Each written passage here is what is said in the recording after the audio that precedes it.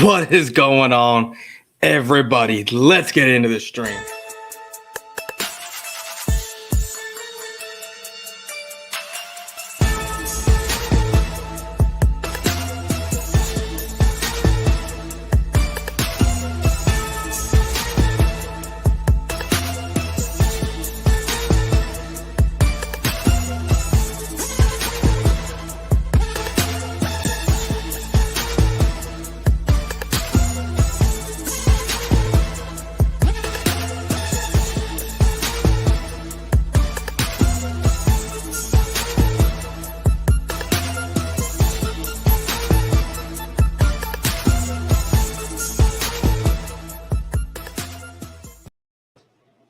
What is going on, everybody?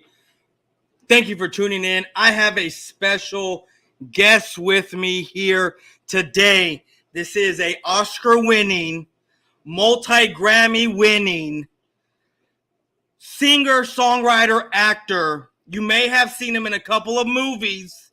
Training Day, Remember the Titans. We got our Denzel Washington lookalike, Philly.500. What is going on, brother? What is happening? What is happening, man? What's up, man? How you doing great today? Intro, huh? Thank you. Every time I got you on here, when I let you know, hey, when you confirm, I start thinking, how am I gonna hype this guy up to get him?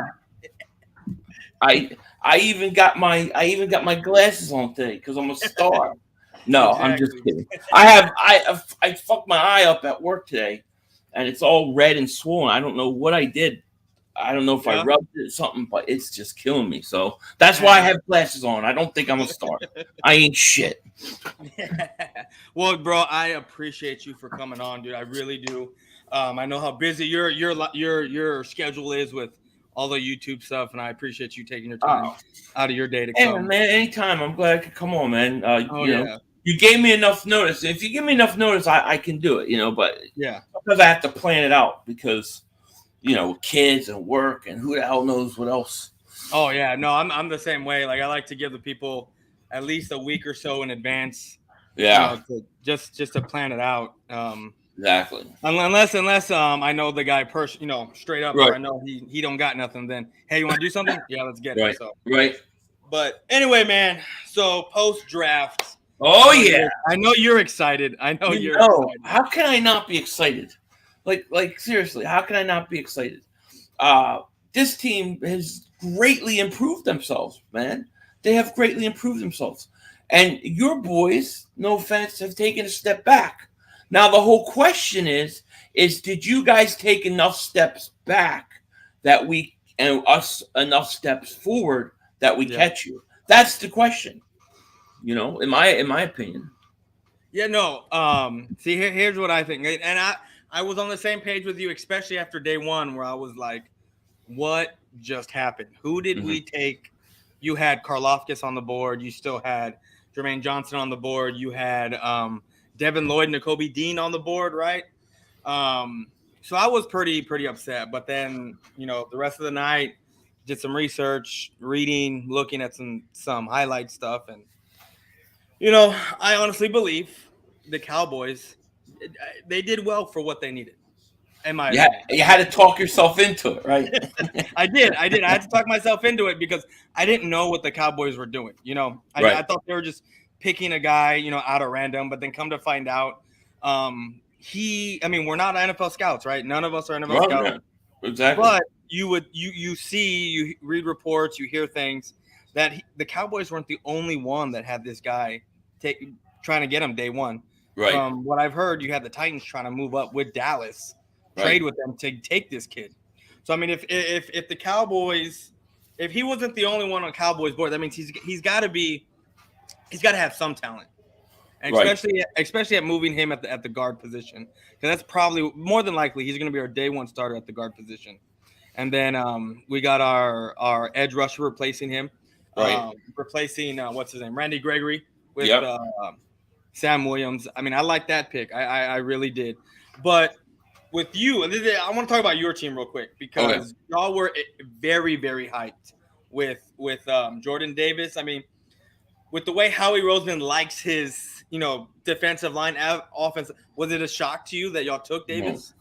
No. no. I've been saying all along that unless they do something crazy, which after they traded that third round, once they traded that third first round pick, I expected it to be Jordan Davis. Like I think I even mocked them the day before my mock that Yeah. they would trade up to 13, which is what they did, and take Jordan Davis. It just made a lot of sense.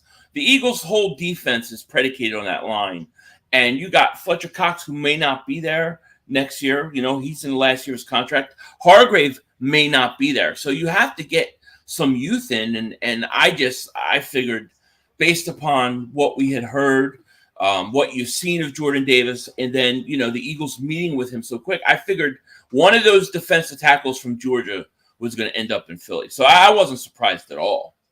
Yeah, no, I was listening to a lot of video content creators on the Cowboys side talking about Jordan Davis could fall, he could slip, and I was like, I don't think he's gonna make it past 15. Yeah, even if y'all didn't stay, I was like, I know Howie Roseman and how he likes to operate, especially with big guys on the defensive side, even on the offensive side. There's no way he's making it past 15. No, the Eagles, they always like to draft defensive linemen early. They've done it so many times.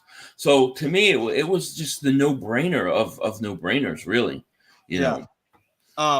How much of a loop did that throw you for with the AJ Brown trade? I was shocked that they did it, but I don't know if you watch my videos like pretty much every day for 2 months. I was like, call Seattle, call San Francisco, call Tennessee, make an offer. And if one of them bites, then you do it. So I wanted them to do it. I'm just shocked that they actually did it. You know what I'm saying? Like, I didn't expect it. But I talked about it for months because to me, that was another move that just made a lot of sense. So I wasn't surprised. Yeah. No, I mean, on my live stream, I'm there sitting and I was like, okay, Jordan Davis went to the Eagles. That's, I saw that coming. Yeah. And then 20, 30 minutes later, boom, Eagles trade for AJ. I was like, are you kidding? What the hell? But then I calmed down and I was like, well, who's gonna throw Jordan? Who's gonna throw them the ball? You have Hurts who he's more of a runner than a thrower. We saw what's his name, Devontae Smith. He had what? He barely eclipsed 1,000 yards, breaking. Just underneath. Underneath 1,000? Yeah, he was 9. He got 1,000. 9. No, he broke the Eagles' rookie receiving record, but it was still under 1,000. So I've been saying that he broke it to a lot of Eagle. I mean, got over 1,000 yards to a lot of Eagle video makers, and they haven't corrected me. So I'm over here thinking that he got over 1,000 yards. If he would have played like in a more pass favored offense, he would have had it, because when you go back each week and look at the all 22s, he's constantly open. But they didn't throw a lot, Well, they didn't throw a lot after y'all went 1-7, because first 6 games, Jalen Hurts was dropping back 35, 40 times a game. Way too much. Yeah. I mean, I was there at the Cowboys Eagles game where I mean, that's all I saw was Jalen Hurts just dropping back. I mean, I have to agree with you. This is all about Jalen Hurts. But the way I see this, or how I process this, and this was what I was saying before they traded, and why I thought they should make this kind of trade, was let's say Hurts comes in and he's not that good, right? Or he struggles, and they're like, we got to move on from him. Well, now whoever you bring in, you still got AJ Brown, Devontae Smith, Dallas Goedert, one of the better offensive lines in the league. So if you can find the right quarterback, you're set. Now, if he works out, then you're even more set with 2 first-round picks the following year. But at least, you're a Cowboy fan. You know how you'll have fighting amongst the fans, right? In team fighting. Well, at least this situation, the way I see it, is nobody's going to be able to come to me and say Jalen Hurts wasn't good because he didn't have talent around him. That's not an excuse anymore. There's no excuse. He's got to go out and produce. And I think the Eagles did him right that way. So, I mean, it all comes down to Jalen Hurts at the end of the day. But I'd rather him deal with having AJ Brown than not. You know what I mean? Yeah, no. Yeah, I got you. So do you expect Jalen Hurts then to take the next step forward now that he Yeah, has these weapons? I do. Yeah, I do. I'll be honest. I don't know. I don't know how. I don't know if he can or if he can't. I'm more wait and see mode. But I expect with another year, with more weapons, another year with the same coaches and stuff, I expect him to take a jump. I do. And if he can't, then I think we know we need a quarterback. Yeah. So one of my boys in here, he's an Eagles fan. What do you agree with this statement? AJ Brown is the best wide receiver in the NFC East. Yeah. He is. I think I mean, if him he's and help, CeeDee Lamb. if Him and help, CeeDee Lamb CeeDee Lamb's really good, but CeeDee Lamb's got, in my opinion, he's got to go prove now that he can be the guy. No Amari Cooper, no Gallup's come back from injury. Cedric Wilson's going. You had a lot of weapons to throw to, Yeah. so now he's the guy. I think Now we'll see. Now you have Devontae Smith, who, just under 1,000 yards, and he was the guy last year. Now you bring in another guy in AJ Brown. Well, Right? I disagree with that. He wasn't. They didn't treat him like the guy last year. That was like one of my big issues. Was they kind of just like, they went periods of time where they didn't try to get Devontae Smith involved. They actually treated Rager better than they treated Devontae Smith, trying to get him involved early and do stuff. So I don't think they treated him like the guy, even though he was the guy. You know what I mean? Yeah, no, I got you. So like I was saying, you have Devontae Smith just under 1,000 yards, and then you have AJ Brown, who just barely got over the 1,000-yard hump twice.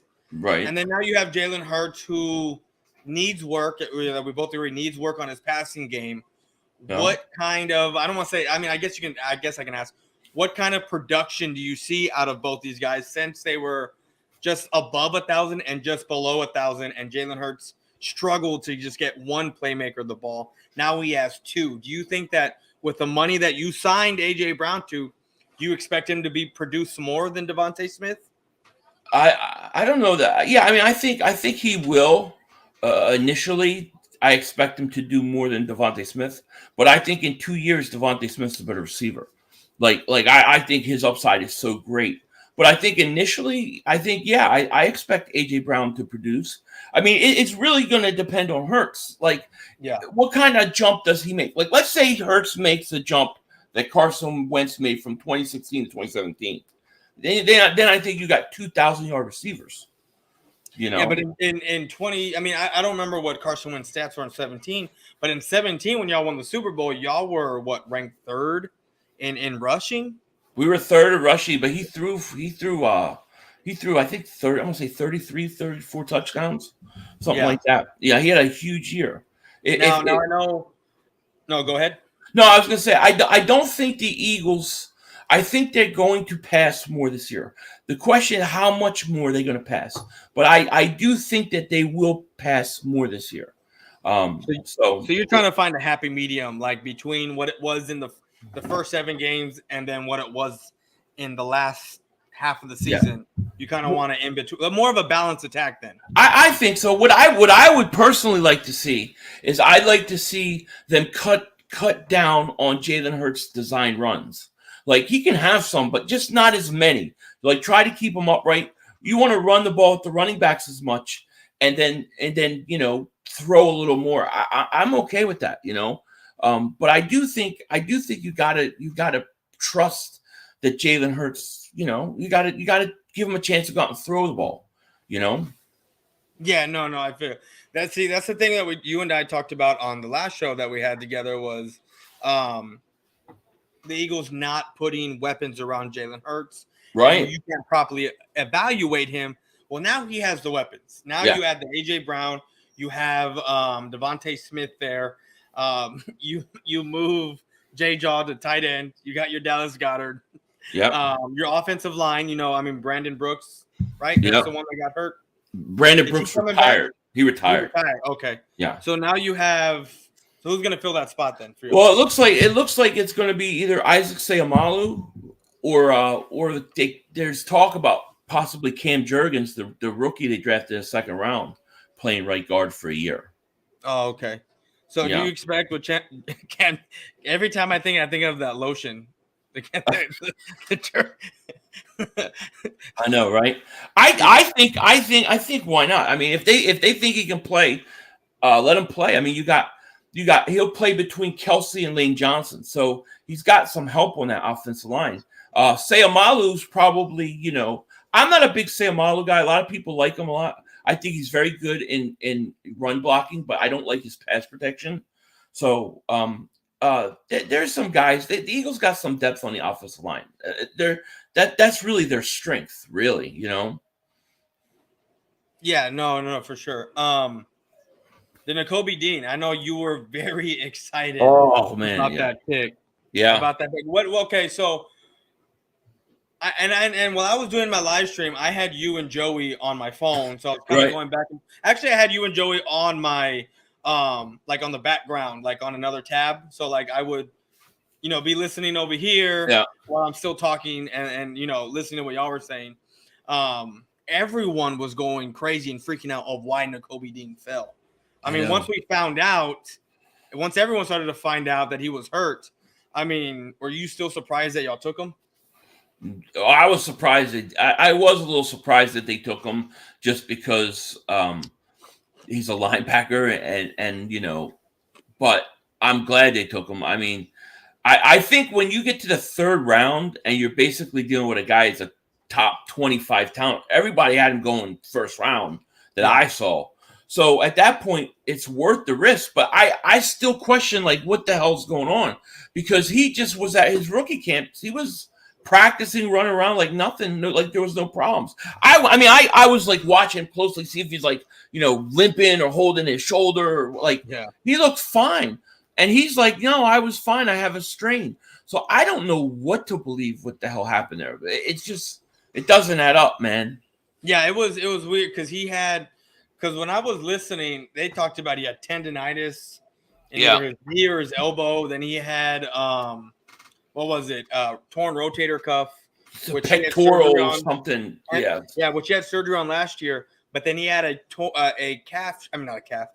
pectoral strain, which the doctors, everyone said he is good to go. Like he's clear, he can play, but it's a strain. So that just leads me to believe, with the surgeries that I've had on my body, is that at some point, with him being as physical and in the division that we're playing and just football in general being physical, at some point, I mean, in his career, that's going to require surgery.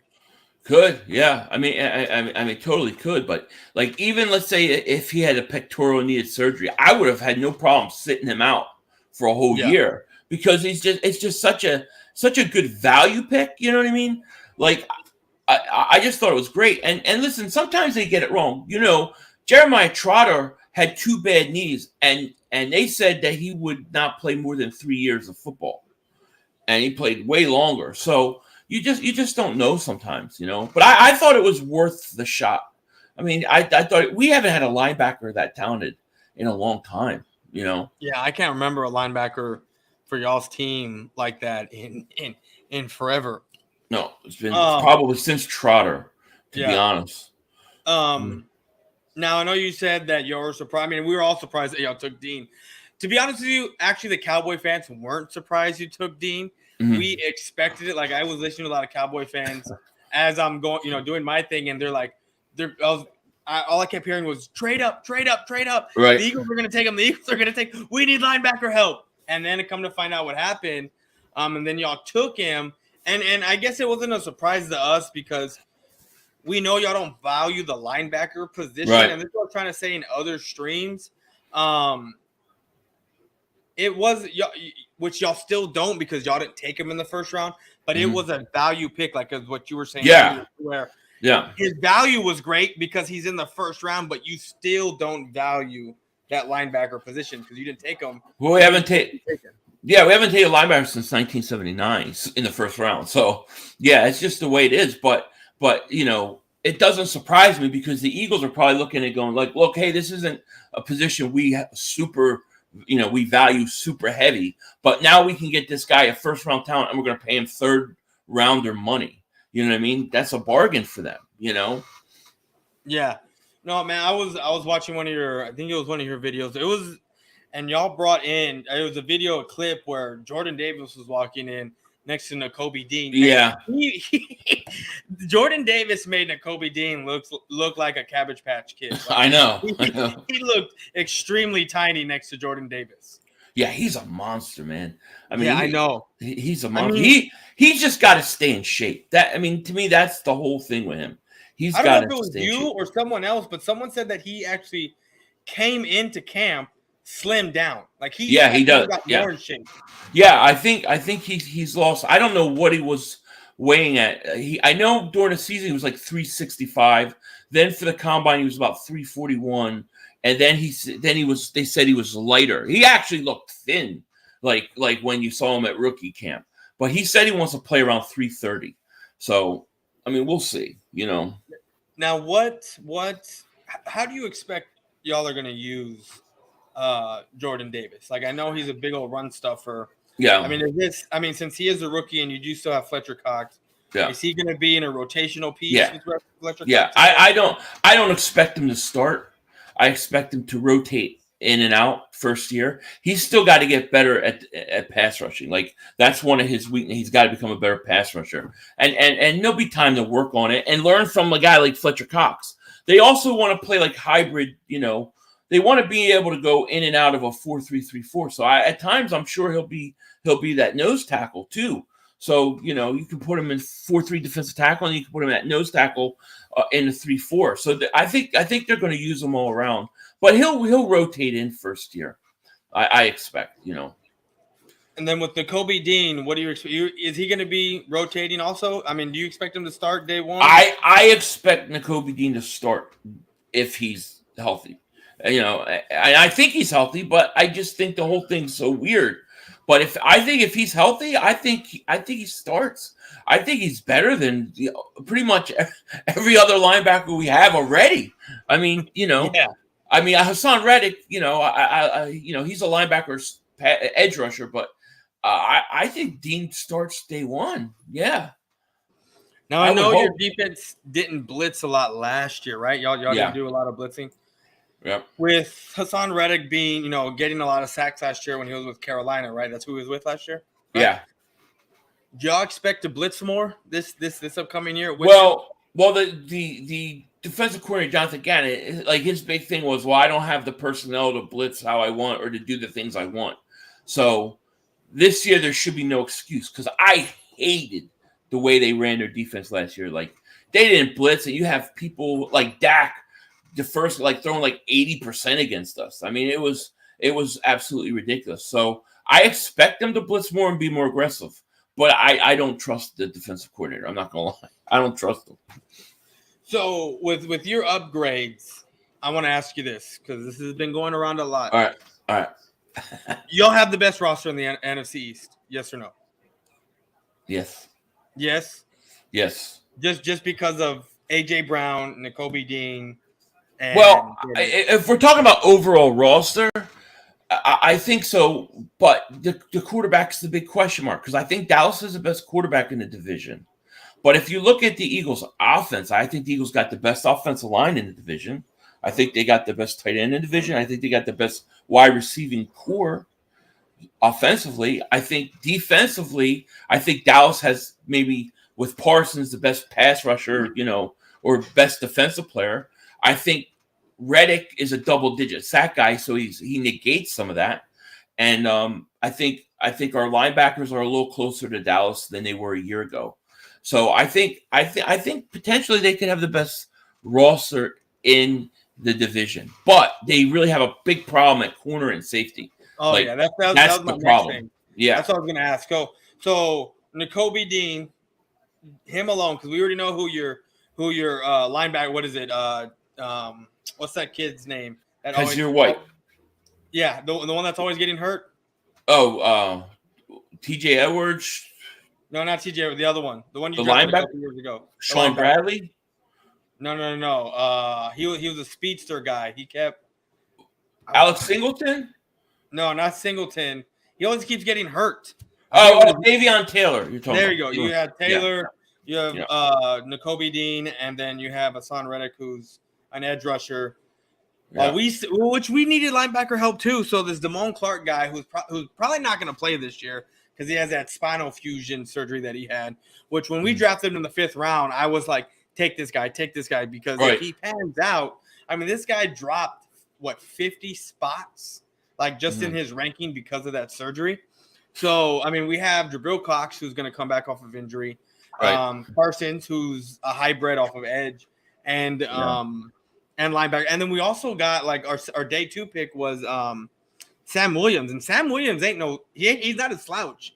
Played with Ole Miss having 12 and a half sacks. I mean, the only reason he fell so far was because of his character issues. Right. Yeah. Well, Dallas was good at that. Yeah, I know.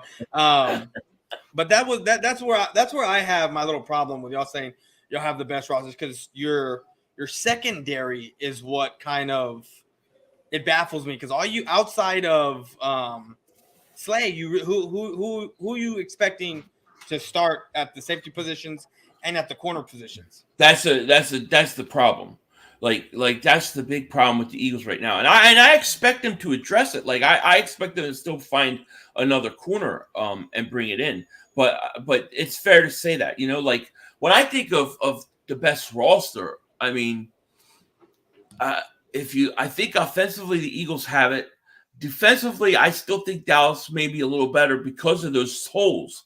But the question is how much better? I think it's not as far of a gap as it used to be, as it was a year ago. And then I think the Eagles' offense is a lot better. So, and I think Dallas took a couple steps offensively. So, I don't know. I think if the Eagles could address corner, like let's say they got James Bradbury, right? I think that would be a huge filling of the hole, because he would be your second corner opposite Slay, So there's still time. No, and then that's the same thing that went for us earlier. With the whole what was it, offensive line position, we still weren't like not Jerry, but Stephen Jones had said in his press conference the day before the draft. He said, "Well, free agency isn't over." I was watching that press conference, and to me, I was thinking, what things were being said was, okay, they're going to go edge rusher in the 1st round, because they're talking about how there's a complimentary piece that they could possibly get to Micah Parsons and Tank. And I'm over here already. Oh man, if Karlaftis falls, if Jermaine Johnson falls, we're getting someone good. Right. And then it ends up being Sam Williams in the 2nd round. So for us, I still think that we still need to work on our offensive line, and especially our defensive line. I'm excited for that John Ridgeway kid that he's like 6'6", like 321 pounds from Arkansas. I mean, I've been begging for the Cowboys for the longest time to have a run stuffer in the middle. Yeah. Just the way y'all have, the way you value your interior line defensive linemen, and then even your outside defensive linemen. Right. I've been wanting that for the Cowboys, because our biggest weakness on defense is that middle spot. Because back in the day, Rod Marinelli liked the undersized defensive line, and I mean that's a recipe for disaster against good running teams. I mean, look what happened when we played the Rams in 2019 in the divisional round. I think they gave up over 200 yards rushing straight up the middle. And then a year, even earlier in the year, we played against the Colts, and Taylor rushed for like over 200 yards by himself or something like that against us. Yeah. So I am excited that we got a big body guy in the middle. Yeah, well, if you notice, like I haven't killed Dallas on the players that they drafted this much, right? I've been killing Mark Holmes and going after, but I haven't killed Dallas on their drafts, because one, I think that even though an offensive lineman is not a flashy pick, I don't see how you could ever go wrong if you pick the right offensive lineman. And two, Dallas has a history of drafting players. Weren't people upset when they drafted Travis Frederick? Right? Yeah, he was a 3rd round grade.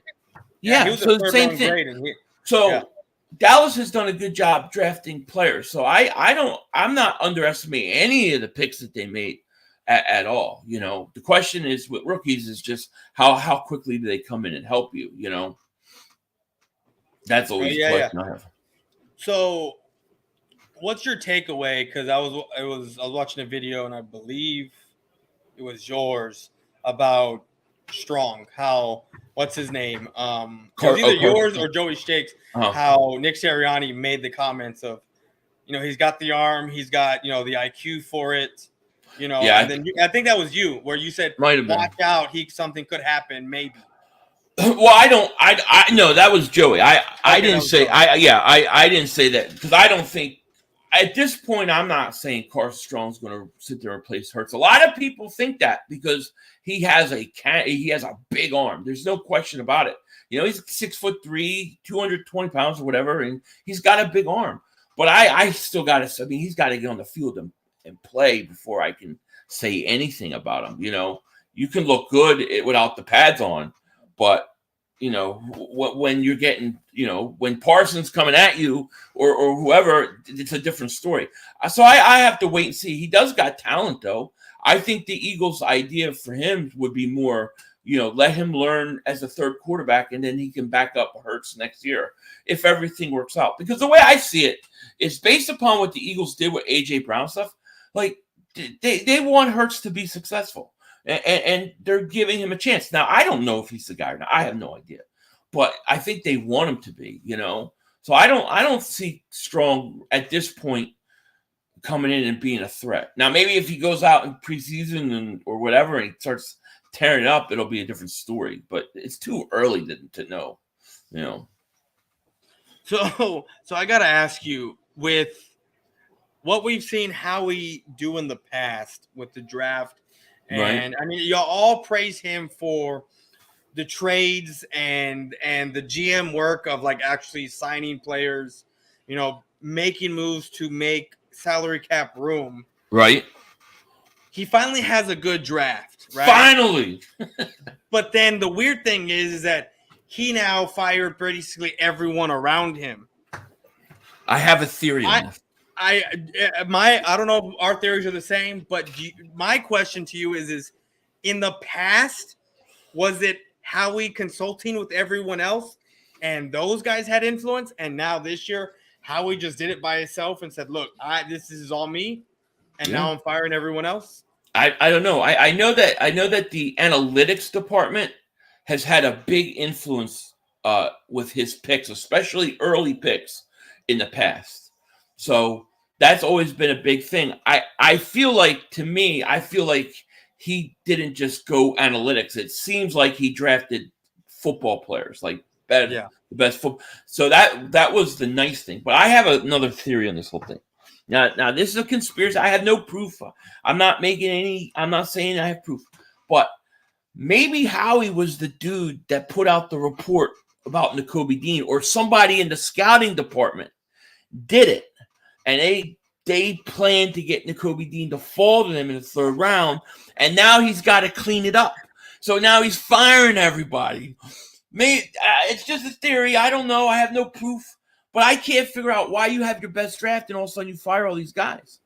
Maybe it has something to do with that. Because Howie's like, hey, our doctors checked him out. He's good to go. We're not worried at all. Maybe. I don't know. I'm just saying.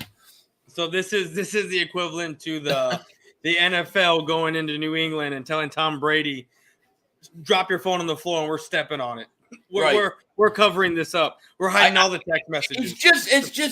It's just a conspiracy. I'm a conspiracy theorist at heart.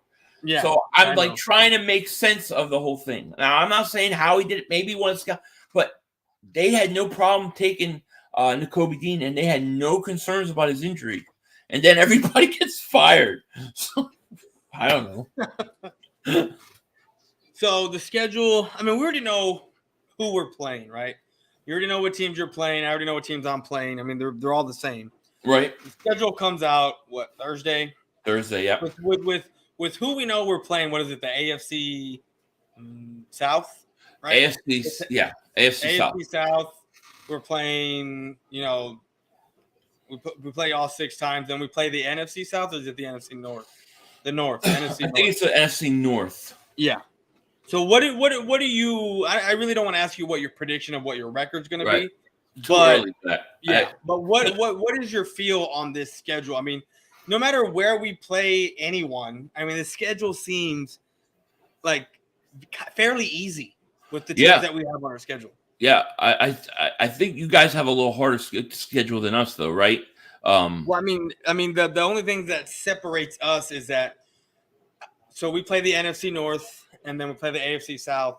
We play each other, so we're gonna play the first place of the AFC North, and I think the first place of the NFC West.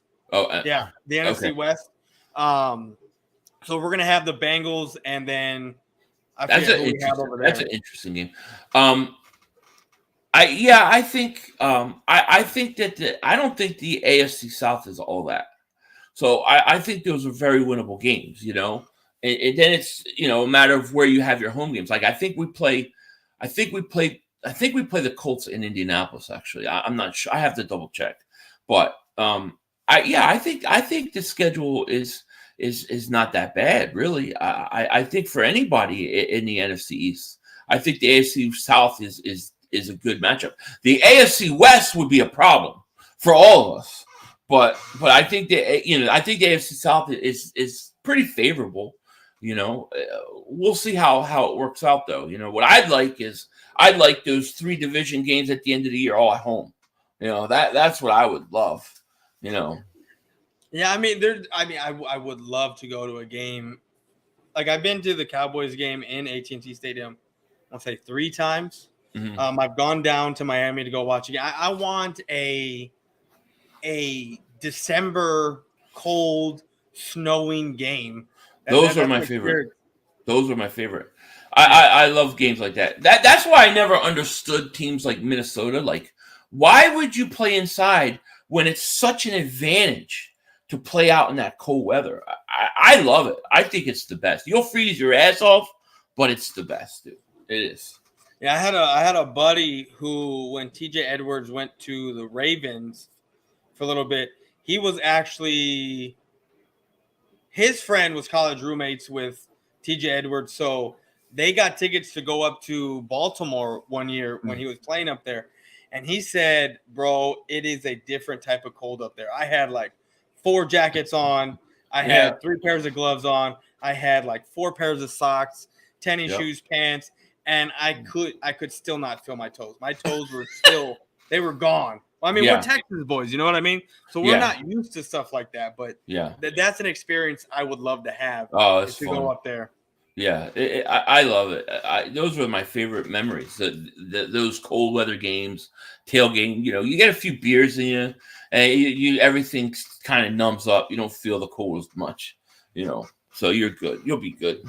Yeah. So you weren't one of those guys up there having a few beers and you have your shirt off, screaming with one of the. No. I was crazy, but I wasn't that crazy. No. It's crazy, man. When I see those guys like on TV and they're like. Guys that are 150 pounds soaking wet and they're up there in the cold. And I'm like, man, I can't do that to save my life. You have to drink a lot beforehand for that. You drink enough, it's not that bad. But I mean, I've seen that, they show the people with the in Green Bay doing that with their cheese heads on. Now that's cold because it's like 3 degrees outside, Yeah. It's crazy. It's crazy. So, My question is, or not my question, my little statement I want to say is, so we agree that the schedule, no matter how it's played out, on Thursday, it's kind of fairly easy, right? So would you say favorable? Yeah. So would you say that whoever wins within the division, and what I mean by that is, like, you sweep us, we sweep you, whoever has the most division wins, is it going to end up being the division champs? You can have the most division wins, but if you lose outside of the division while someone else, wins outside of the division, they can still win the division. So I think it's whoever beats up the other team more is probably going to take this division. Yeah. I mean, I think there's 3 legitimate contenders for this division. Although the Giants are last place. I think they stink. and they may have a good coach and stuff, but I can't trust anything that Giants do at this point, right? So I don't think they're going to do anything. Washington to me is interesting because yeah, a lot of people think Carson sucks and he's horrible, but he did throw 27 touchdowns and 7 interceptions. Like he's going to be playing with McLaurin, who's probably the best receiver he's had, and their defense is pretty good, and they're getting healthy. So they're, to me, a team to watch out for. I don't think we can sleep on them. I think Dallas is going to be Dallas. And then I think the Eagles should take another step. I mean, I think the Eagles are better than they were last year. At the very least, we're better. And if Hurts takes that step, I think we got a chance. I think it's a 3-team race for this division. I really do. Yeah, no, for sure. I mean, I have you and I mean, your team and my team, the top of the division, because I mean, that's what it seems like it's always been. I mean, right. I get it that last year, the Commanders, the football team, whatever, Redskins, whatever you want to call them, Chase Young got hurt. What, middle of the year? It wasn't early in the year, right? It was. I think. I want to say early middle. I want to say 7 or 8 games in probably. Yeah, but I can't remember for sure. But even still, while he was there, and before they were getting hurt, and they had the whole COVID stuff at the end of the season. I mean, their defense kind of looked a little bit overrated last year. They lost. They lost. I think they lost. I think what was it, Payne, right? Well, there was a couple of defensive tackles hurt too for them. So I mean, they were banged up defensively. But Chase Young had 1 sack. Like he wasn't having a good year. Yeah. At all. So, who's the not Brandon Brooks? See, Brandon Graham, is he coming back? Yeah.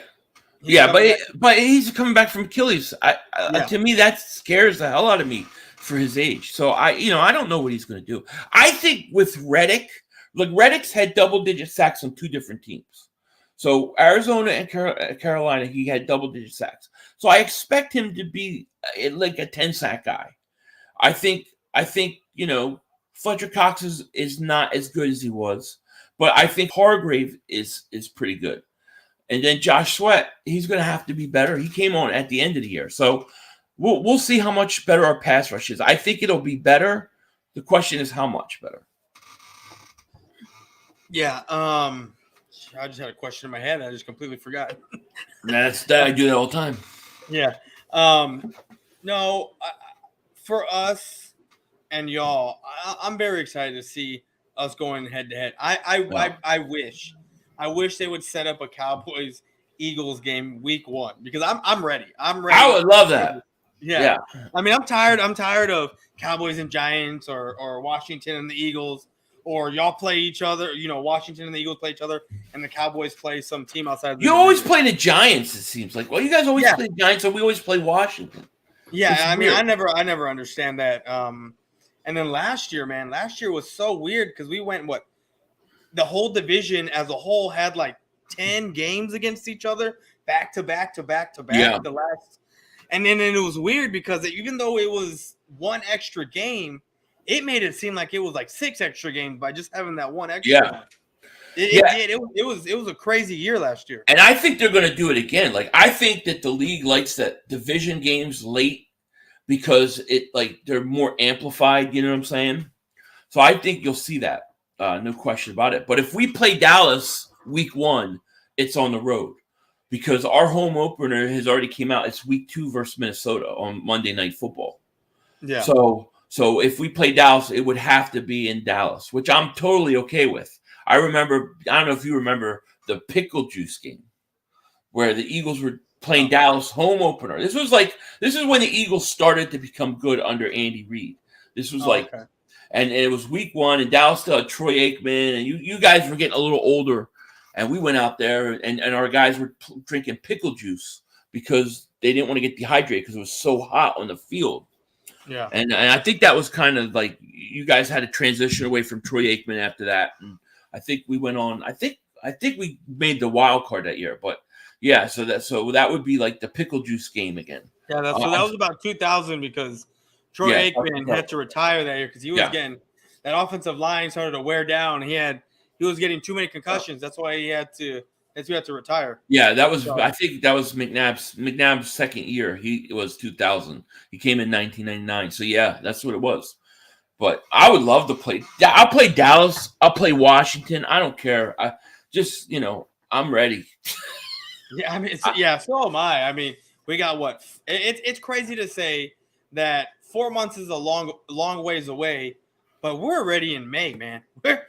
We're already in May. It just seems like the draft just happened a couple days ago, and it's been 2 weeks already. Well, it's crazy because I don't remember being this excited about an Eagles team since probably 04. Like the year we won the Super Bowl, nobody expected that was going to happen. I was excited, but I think we thought, okay, maybe they can win the division. I don't think anybody thought that we were going to win a Super Bowl. I don't think we thought we were ready. 04, when we got T.O. and Javon Curse, that was exciting. This is like that because I think, and I know I'm a homer, I know, but I look at like they did everything I wanted them to do. I don't know what else. I mean, I just want to see him play now. And to me, it's all about Jalen Hurts, man. It's all about him. We go as he goes. That's it. It's what it's all about. Yeah, no, yeah, the whole Jalen Hurts thing. That's what I'm eager to see, really, because I mean, we already know what Carson is, right, in the division. Yeah. I mean, yeah, he's with the new team. We already know what what do you call him, Daniel Fumbling Jones? Because that's what he does all the time. Daniel Jones, yeah, Daniel Jones. And we know how good Dak is. That's why I'm very intrigued to see what Jalen Hurts does this year. And I have a bet with an Eagle fan. That if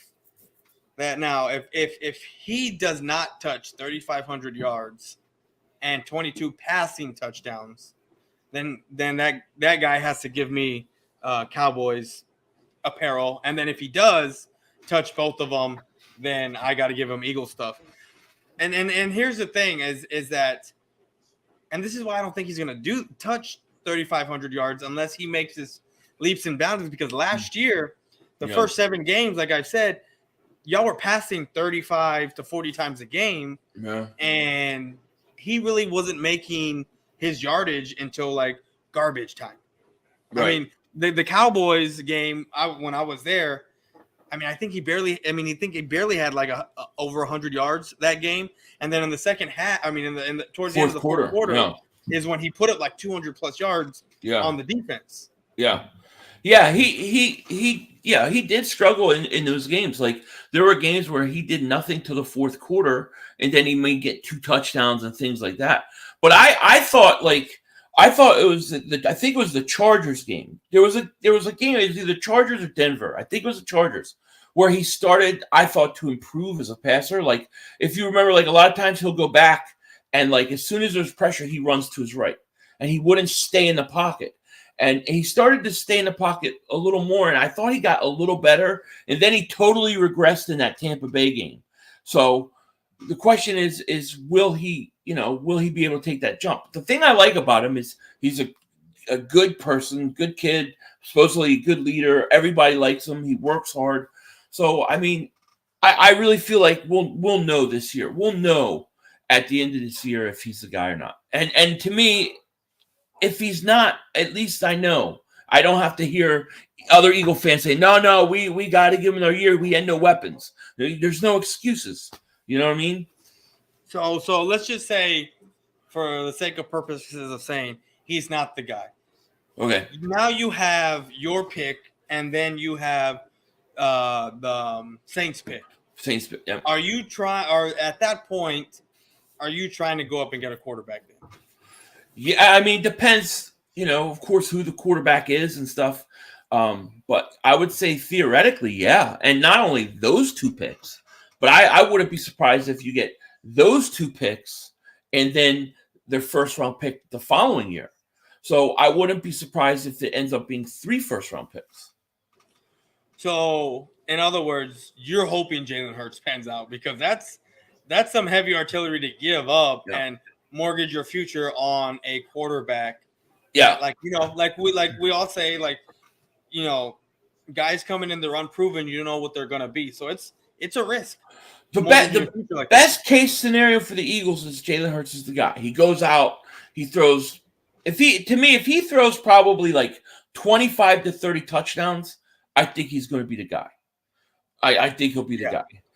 And if he gets close to 30, I think that I don't want to say buy him another year, but he'll be pretty close to being the guy if he does, because of where he came from. And this is the first year, from my understanding, right, that he has going to have the same OC. Then he's, same coaching. Yeah. It's been like new coaches every year. I mean, he doesn't have the biggest arm in the world, but there's still a lot of things I like about his intangibles. If he could become more accurate, if he could learn, to kind of read a defense better, throw to a spot, better anticipation, those kind of things, I think he could be good. What I don't want to happen is I don't want them to say, no, we're going to go away from him and we're going to go bring in Jimmy Garoppolo or somebody like I don't want a has-been quarterback. So I mean, the best case scenario is Hurts just goes out there and he's the guy. And I mean, that's what I'm hoping for. That it's all about Hurts, because if he's not good, then we're going to struggle and forget about beating Dallas or anybody else. If he's not good, we're going to struggle. If he's good, we could be dangerous. This NFC conference is wide open, man. I mean, you got Tampa, Rams, Green Bay. Those are your three best teams right there. Yeah, but Green Bay, Aaron Rodgers. I mean, if we're gonna keep saying that you're not sure about these rookies because they're rookies, they're unproven, then who does Aaron Rodgers have? Because Devontae Adams went. Right. Devontae Adams is not here. So I would venture to say that Green Bay maybe took a step back because now Aaron Rodgers doesn't have his weapon. Now their defense is still their defense.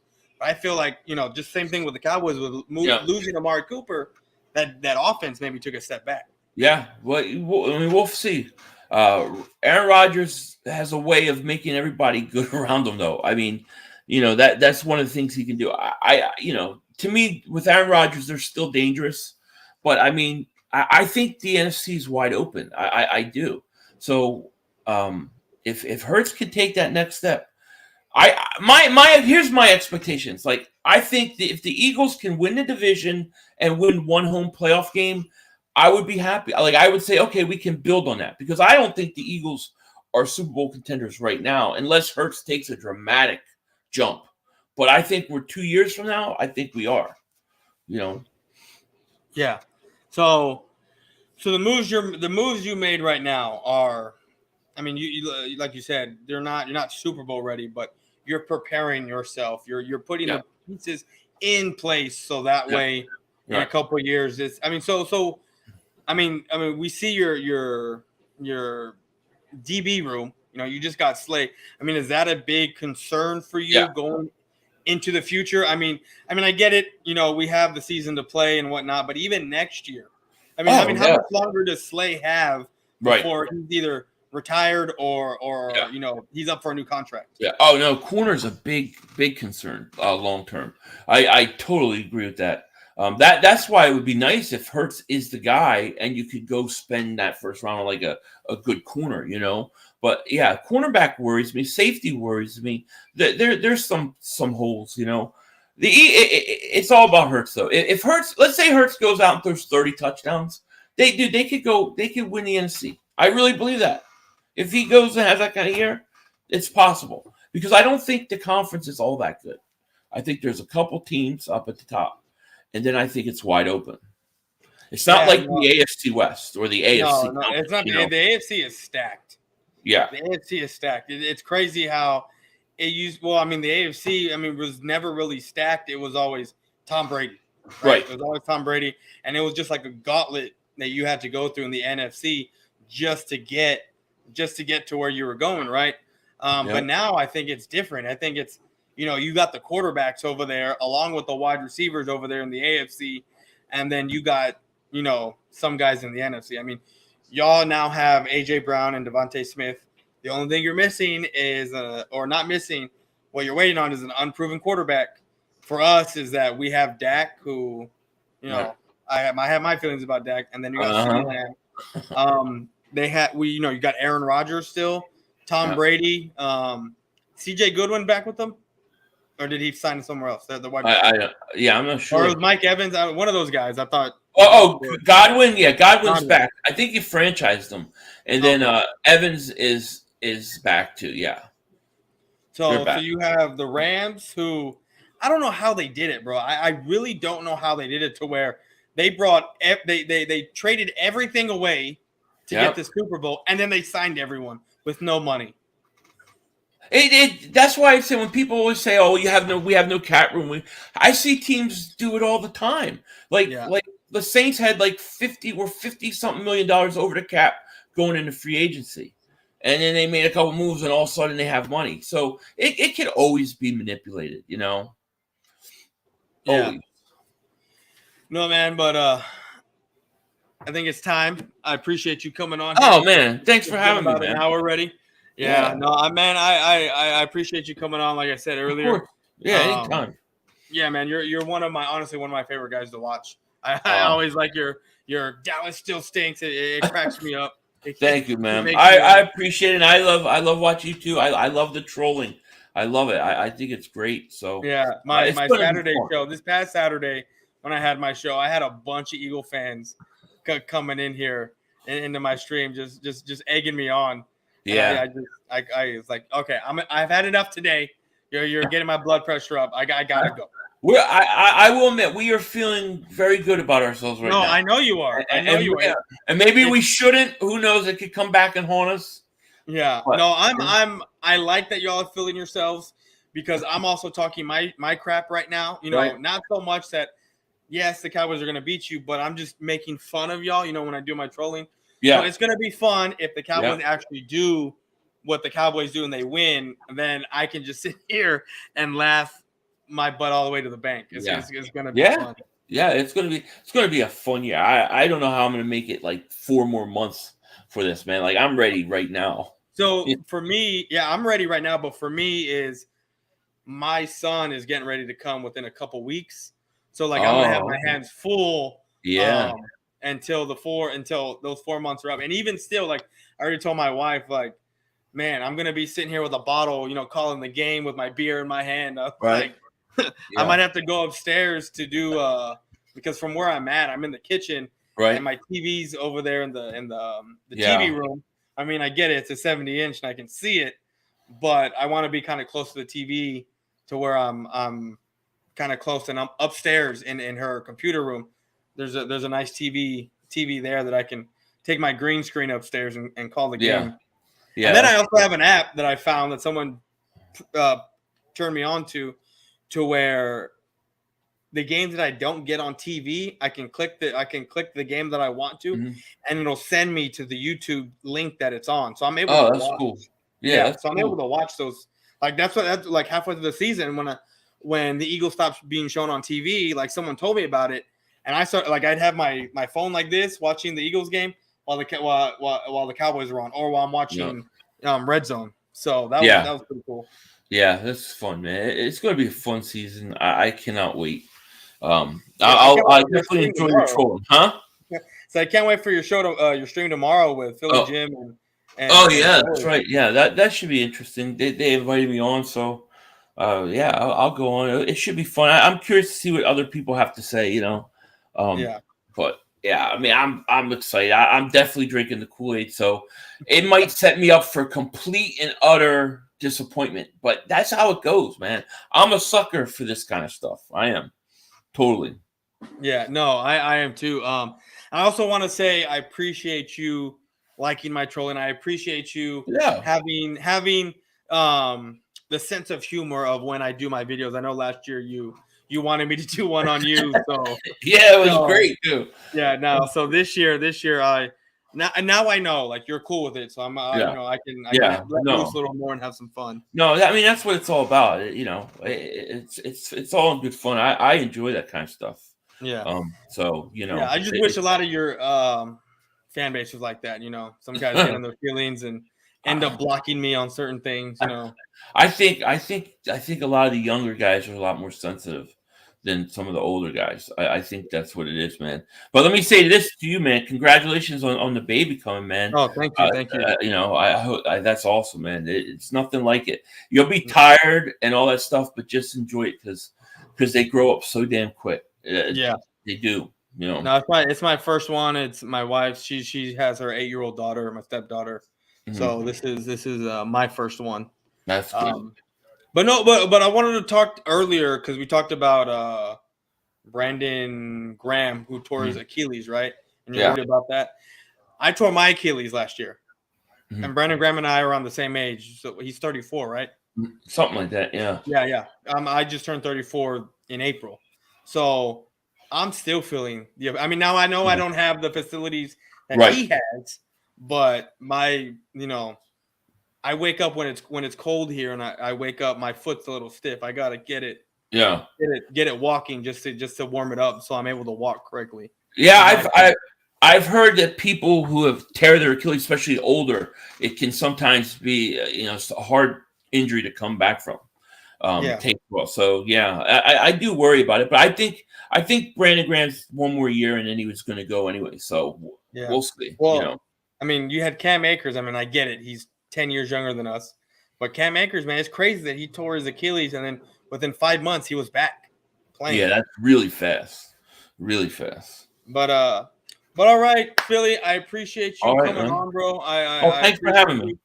Oh, yes, sir. Hopefully we can do this again. Hopefully we can get Joey on here because I want to do a stream with all three of us, because y'all are my guys, man. I love talking football with you. I've had Joey on a few times. I've had you on a couple of times now. It'd be cool to get everyone on together. No, absolutely. I would love it. Of course. But no, Philly, so everyone in the chat, I have Phillies. I mean, if y'all don't know who Philly.500 is, you must be living under a rock. AKA the Denzel Washington lookalike. That's right.